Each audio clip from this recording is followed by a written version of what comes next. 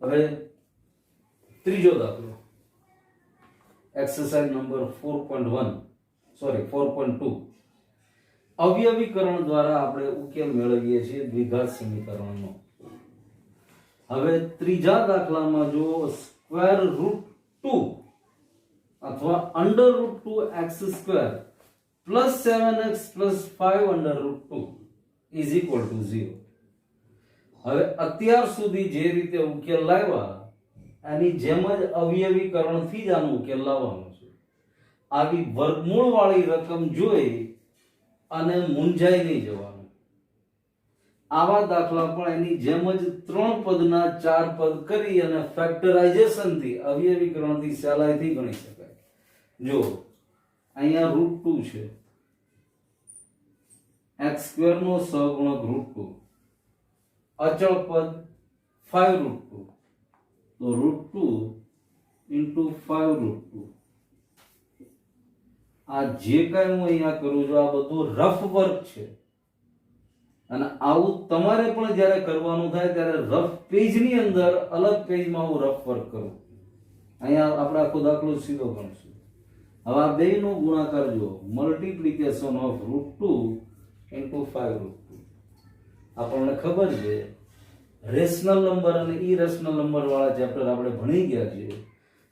Route 2 into root 2 વર્ગમૂળમાં 2 irrational number અસમય સંખ્યા છે અને રૂટ 2 ઇન્ટુ રૂટ 2 નો ગુણાકાર 2 થઈ જાય એટલે 2 ગુણ્યા 5 ઇઝ ઇક્વલ ટુ 10 થઈ ગયા. હવે આ 10 ના એવા ભાગ પાડવાના છે, વચ્ચે કેટલા લાવવાના છે? 7x. હવે 10 ના ફેક્ટર વિચારો તો તરત જ વિચાર આવશે 5 2 5 ગુણ્યા 2 10 એટલે અહીંયા 5x વત્તા 2x બરાબર 7x. એટલે સૌથી પહેલા therefore આ બધા દાખલામાં therefore ફરજિયાત મૂકવાનો ભાઈ. therefore કરીને છેલ્લે ઇઝ ઇક્વલ ટુ માં જવાબ લાવવાનો. એટલે therefore route 2x square plus 7x ના ભાગ 5x વત્તા 2x આની ઉપરથી આ હું કન્ટિન્યુઅસ બોર્ડ ઉપર તમારી સામે રહેવા જ દઈશ. આને બરાબર સમજવાનું જોવાનું. Plus 5 root 2 is equal to 0. હવે ફર્સ્ટ ટુ ટર્મ્સ પહેલા બે પદમાંથી કઈ કોમન તો કે માત્ર x. here x square, here x, so x is common. root 2x plus 5 because x is common bracket ની બહાર આવી ગયું. લાસ્ટ ટુ ટર્મમાં કોમન. હવે લાસ્ટ ટુ ટર્મમાં મારે અહીંયા એક સ્ટેપ વધારે સમજ માટે લખું છું. બરાબર સમજજો. જેને આવડે છે એને લખવાની જરૂર નથી, સીધો આની ઉપરથી રૂટ 2 કોમન કાઢી શકે છે. પણ ઘણા વિદ્યાર્થીઓ પાછા અહીંયા આગળ એવી રીતે તકલીફમાં મુકાઈ જાય છે કે ભાઈ 2x અને રૂટ 2 આ બેમાં કઈ કોમન તો કે નહીં, કઈ કોમન નથી. નહીં, અહીંયા પણ કોમન છે. બીકોઝ બેનો મતલબ છે root 2 into root 2 x plus 5 root 2 is equal to 0. ભલે મેં આ એક સ્ટેપ વધારે લખ્યું પણ સમજ માટે લખ્યું છે. એટલે જે સ્ટુડન્ટ અહીંયા આગળ એ રીતે વિચારતા હોય કે આ બેમાં કાંઈ જ કોમન નથી તો ભૂલ પડે છે. આ બંને છેલ્લા પદની અંદર રૂટ 2 કોમન છે. કારણ 2 નો મતલબ થયો રૂટ 2 ઇન્ટુ રૂટ 2. therefore આ પદમાં કઈ ચેન્જ નહીં, આપણે x કોમન કાઢી લીધો છે એટલે x રૂટ 2x પ્લસ 5. હવે આ છેલ્લા બે પદ જુઓ કોમન તો કે રૂટ 2 કોમન થઈ ગયું તો વત્તા પ્લસ રૂટ 2 ઇઝ કોમન. બ્રેકેટમાં x plus 5 is equal to 0. છેલ્લા પદમાં 5√2 છે એટલે √2 કોમન થઈ ગયું અને અહીંયા આગળ √2 કોમન નીકળ્યો પણ હજી એક √2 x ની સાથે ગુણાકારમાં છે એટલે એકલો x નહીં √2 into x plus 5. હવે ચેક કરો બરાબર આ બ્રેકેટ √2x plus 5 બીજો બ્રેકેટ √2x plus 5 બે સરખા થઈ ગયા એટલે therefore √2x plus 5 in the first bracket, second bracket x plus √2 is equal to 0. Therefore √2x plus 5 is equal to 0. मतलब पहला काउंस बराबर 0 ने बीजो काउंस x plus √2 बराबर 0. Therefore √2 into x is equal to -5. Therefore x is equal to -5 upon √2. √2x plus 5 √2x ने सूत्रનો કરતા રાખો plus 5 is equal to ની આ બાજુ ગયા -5 થઈ ગયા x is equal to -5 upon √2 અને બીજું x plus √2 is equal to 0 છે therefore x is equal to -√2. કયા બે zeros મેળા અથવા કયા બે સોલ્યુશન મેળા તો first solution is x is equal to -√2, second solution is x is equal to -5 upon √2 अथवा first solution is -5 upon √2, second is -√2. First second આનો મતલબ નથી આ બેમાંથી કોઈ પણ એક 0 ને પહેલો 0 ને બીજાને બીજો 0 કહી શકો છો એક આપણી માટે આલ્ફા થઈ ગયું બીજું બીટા થઈ ગયું એઝ પર ચેપ્ટર નંબર 2. તો હવે આ આખો દાખલો બરાબર જુઓ ખાસ અહીંયા આગળ અંડર રૂટ આપ્યું એટલે ઘણા બધા સ્ટુડન્ટ તકલીફમાં મુકાઈ જાય પણ તકલીફમાં મુકાવવું નથી આપણે પ્રેક્ટિસ બરાબર કરશો તો કોઈ તકલીફ વાળી વસ્તુ જ નથી એટલે √2 into 5√2 જો અહીંયા મેં બેનો ગુણાકાર કરી બતાવો આ બંનેનું મલ્ટીપ્લિકેશન 10 થાય અને 10 ના એવા ફેક્ટર આપણે લાવવાના છે વચ્ચે 7 મળે તો 5 2 જા 5 ગુણ્યા 2 10 5x plus 2x 7x ની જગ્યાએ બીજી તકલીફ વાળી વસ્તુ અહીંયા આગળ પહેલું પદ તો બધાને સમજાય છે ચલો x કોમન નીકળી ગયો સેકન્ડ 2x છે ને 5√2 છે તો 2x નો મતલબ ખરેખર દો √2 into √2 બે વાર √2 into √2 કરો એટલે √4 થઈ જાય અને √4 નું સ્ક્વેર રૂટ 2 મળે એટલે છેલ્લા બે પદમાંથી કોમન થઈ ગયું √2 બ્રેકેટમાં વચ્ચે √2x plus 5 બંને બ્રેકેટ સરખા મળ્યા અને એક bracket is equal to 0 second bracket is equal to 0 मतलब x नहीं બે अलग अलग વેલ્યુઝ મળી એક x is equal to -5/√2 second x is equal to -√2 બે જુદા જુદા શૂન્યો મળ્યા આપણને બરાબર રીતે આને સમજવાનું જ્યાં એવું લાગે ત્યાં વિડિયોને પોઝ કરી થોડુંક રિવાઇન્ડ કરી નાખજો અને પછી સમજજો જો એક વાર સમજ ન પડે તો બાકી એક વાર સમજ પડી જાય નો પ્રોબ્લેમ તો બાકી જે આટકોને આવું કરવાનું છે આને સ્ટોપ કરી દો પોઝ કરી દો બે વાર સમજો ત્રણ વાર સમજો એક એક સ્ટેપ ને બરાબર જુઓ પછી વિડિયો આગળ ચલાવો જોઈ લો દાખલો પછી ચોથો અને પાંચમો દાખલો આપણે છે બોર્ડ ઉપર જોઈએ એક્સરસાઇઝ 4.2 નો સમ નંબર 4 હવે અહીંયા રકમ 2x² - x + 1/8 = 0 હવે આવું આવે ને ખાડા ટેકરા એટલે પાછી મૂંઝવણ થાય કે આવું ક્યાં આપે છે પણ આવા બધા દાખલાની જ મજા છે હવે અહીંયા 8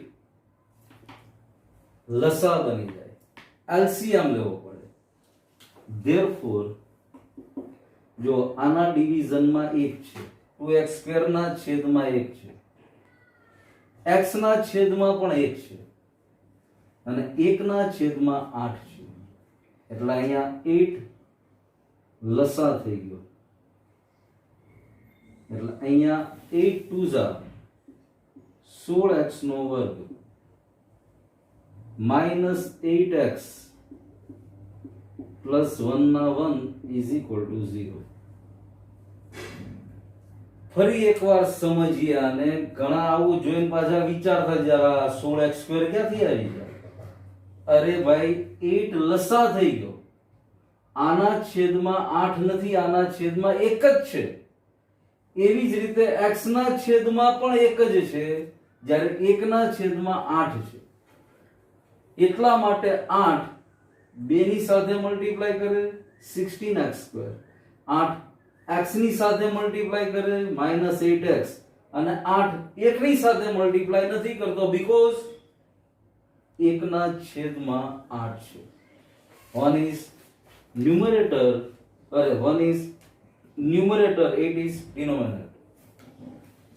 હવે therefore 16x² minus 8x plus 1 is equal to 0.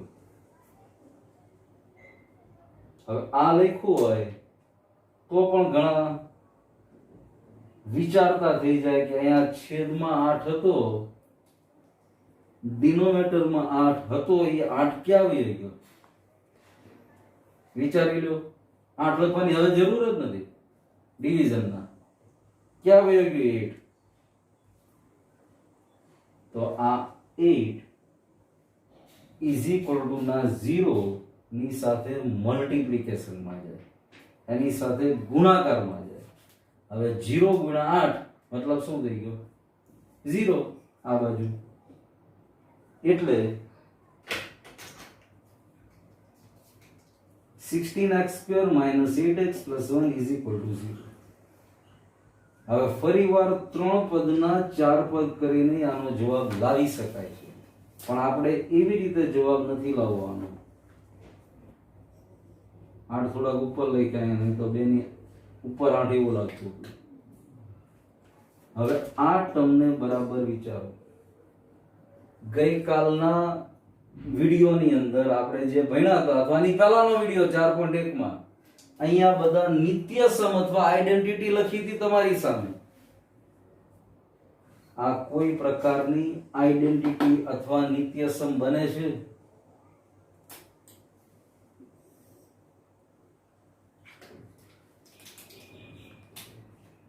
x² minus 2xy plus y² is equal to x minus y all raised to square. આ આઈડેન્ટિટી અથવા નિત્યસમ છે. અને આને જોઈને આની સાથે કમ્પેર કરો. x² અહીંયા 16x² છે, છેલ્લું પદ y² તો અહીંયા 1 છે, તો 16x² નું વર્ગમૂળ કેટલો થઈ જાય? 4x. 1 નું વર્ગમૂળ 1, એને ગુણ્યા 2 કરો, વચ્ચે 2xy છે, 4 દુ 8x. એટલે કેવી બહુપદી કહેવાય અથવા કેવું સમીકરણ કહેવાય? પૂર્ણ વર્ગ બહુપદી થઈ ગઈ, કમ્પ્લીટિંગ સ્ક્વેર અથવા પરફેક્ટ સ્ક્વેર ટર્મ થઈ ગઈ. હજી ડિટેલમાં થોડું લખું તો 4x all raised to square minus 2 into 4x into 1 plus 1 નો સ્ક્વેર is equal to 0. હવે આની સાથે કમ્પેર કરો. x² minus 2xy plus y². Here 4x² minus 2. પહેલું પદ અહીંયા x છે, અહીંયા 4x છે, તો 4x, છેલ્લું પદ 1 plus 1 નો સ્ક્વેર. તો આના બરાબર સીધું જ લખી શકાય 4x minus 1 કૌંસ ઉપર સ્ક્વેર is equal to 0. આની ઉપરથી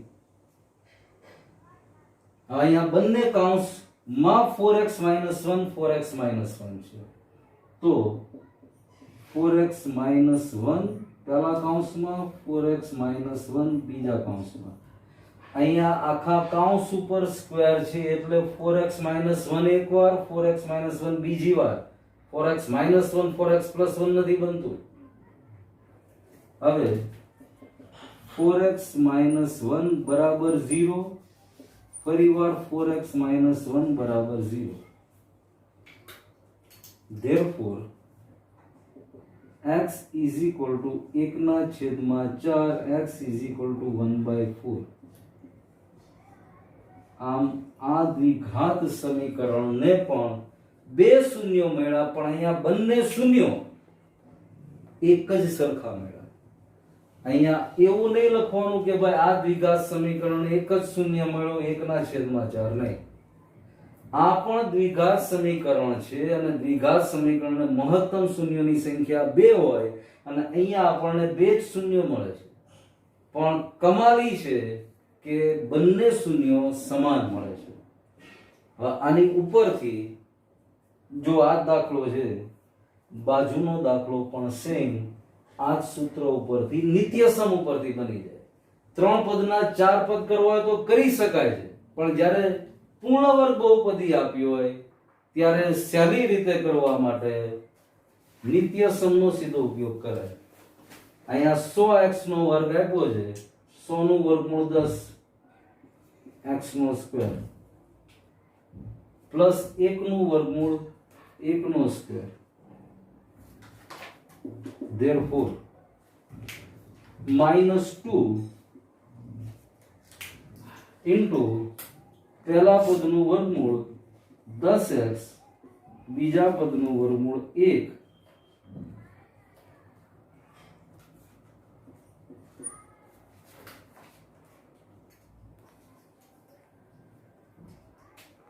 પ્લસ 1 નો સ્ક્વેર ઇઝ ઇક્વલ ટુ 0. આ પૂર્ણ વર્ગ બહુપદીના આધારે આપણે આઈડેન્ટિટી અથવા નિત્યસમ પ્રમાણે વર્ગ કર્યું. હવે આ બેનો ગુણાકાર કરો એટલે વચ્ચેનું પદ મળે. જો 10 × 2 20, 20 × 1 20, મતલબ 20x. હવે આને કેવી રીતે લખી શકાય આ સૂત્રના આધારે? તો સીધું જ પહેલું પદ 10x, બીજું પદ 1. પણ ખાસ જોવાનું વચ્ચે માઈનસની સાઇન હોય તો અહીંયા માઈનસની સાઇન આવશે. 10x - 1 કૌંસ ઉપર સ્ક્વેર બરાબર 0. આ બંને દાખલા પૂર્ણ વર્ગ દ્વિઘાત બહુપદી જ આપી છે આપણને, અને આવી રીતે આપણે એટલા માટે ગણીએ છીએ બંને દાખલા. તમે 3 પદના 4 પદ કરીને અત્યાર સુધીના જે 3 દાખલા ગણ્યા એમ પણ ગણી શકો છો. અહીંયા 100 ના ભાગ પાડો, 20 લાવવાના, 10 × 10 એટલે 10x - 10x - 10x આમ કરીને પણ જવાબ આવી શકે. પણ આવી રીતનો ઉપયોગ અહીંયા આપણે એટલા માટે કરીએ છીએ કે દ્વિઘાત સમીકરણની બીજી રીત જે છે, આ અવયવીકરણની રીત, બીજી રીત જે છે એ પૂર્ણ વર્ગની રીત છે, અને એ રીતમાં આનો ઉપયોગ સતત આપણી સામે આવશે. એટલે થોડીક અહીંયા જ પ્રેક્ટિસ થઈ જાય એટલા માટે આ રીતનો અત્યારે આપણે આગ્રહ રાખ્યો છે. હવે અહીંયા 10x - 1 કૌંસ ઉપર વર્ગ બરાબર 0, તો 2 વાર 10x - 1 અને 10x - 1 બરાબર 0 આવું બને.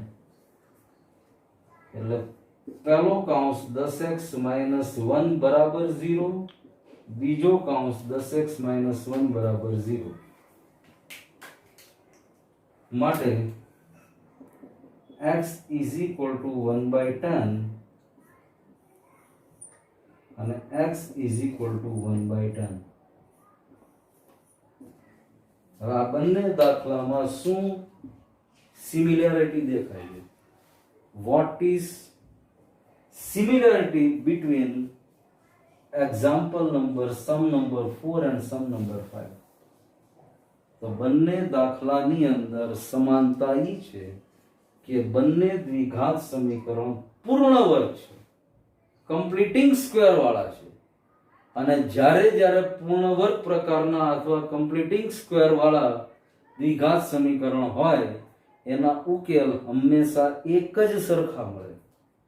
જો બંને x ની કિંમત એક જ સરખી મળે, આમાં x બરાબર 1/4, x બરાબર 1/4, બંને ઉકેલ સરખા મળે. જ્યારે અહીંયા પણ જો x બરાબર 1/10, x બરાબર 1/10. એટલે આવું જ્યારે દાખલા ગણીએ ત્યારે બરાબર છે માઇન્ડમાં તો નાખતા જ જવાનું, પણ આવું જ્યાં લાગે ને ત્યારે આપણી નોટમાં પણ સેજ નોંધી લેવાનું, ફેરબુકમાં પણ ખાસ સ્ટાર કરીને લખી લેવાનું કે આવા પ્રકારના દ્વિઘાત સમીકરણ જ્યારે હોય ત્યારે એનો ઉકેલ સમાન જ મળતો હોય છે. એટલે અહીંયા એક્સરસાઇઝ નંબર 4.2 ના 5 દાખલા ગણ્યા આપણે. હવે એની પછી કદાચ કૂટ પ્રશ્નો છે, તો આની પહેલા પણ તમને કીધું હતું એમ કૂટ પ્રશ્નો હમણાં આપણે એક પણ ગણવાના નથી. 3 રીતના ઉકેલ શોધતા આપણે શીખી જઈએ. આ પહેલી રીત શીખી ગયા અવયવીકરણની રીત. બીજી રીત આની પછીના વિડીયોમાં શીખશું પૂર્ણ વર્ગની રીત. અને ત્રીજી રીત સૂત્રની રીત એની પછી શીખશું. આ 3 પદ્ધતિ આપણને આવડી જાય પછી જ આપણે કૂટ પ્રશ્નો તરફ જવાના છીએ. એટલે અત્યારે કૂટ પ્રશ્નો તમારે જોવા પણ નથી, રકમ પણ નથી વાંચવી. અત્યારે મને ખાલી આટલું પરફેક્શન લાવી દો બસ. આવા દાખલા આવે, સતત પ્રેક્ટિસ કરો. પ્રેક્ટિસથી જ મેથ્સ પાવરફુલ બનશે. આમના મેથ્સ ક્યારેય જોઈને પાવરફુલ ન બને. એટલે આવા દાખલાની પ્રેક્ટિસ માટેના બીજા હોમવર્કમાં દાખલા મોકલાવીશું.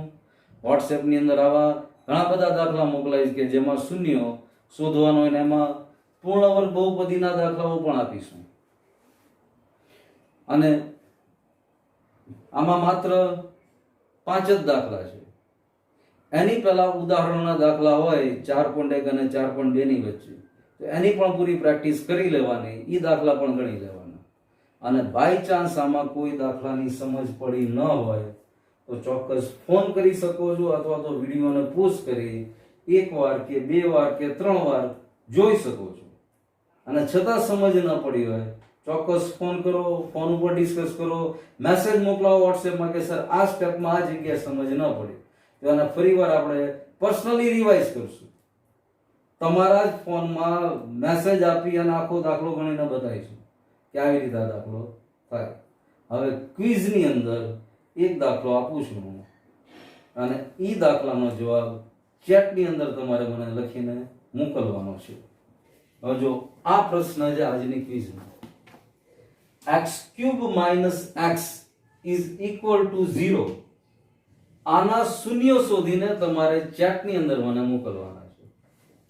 ફરી એકવાર રિપીટ કરું છું, x³ - x = 0 આવું સમીકરણ છે આપણી સામે.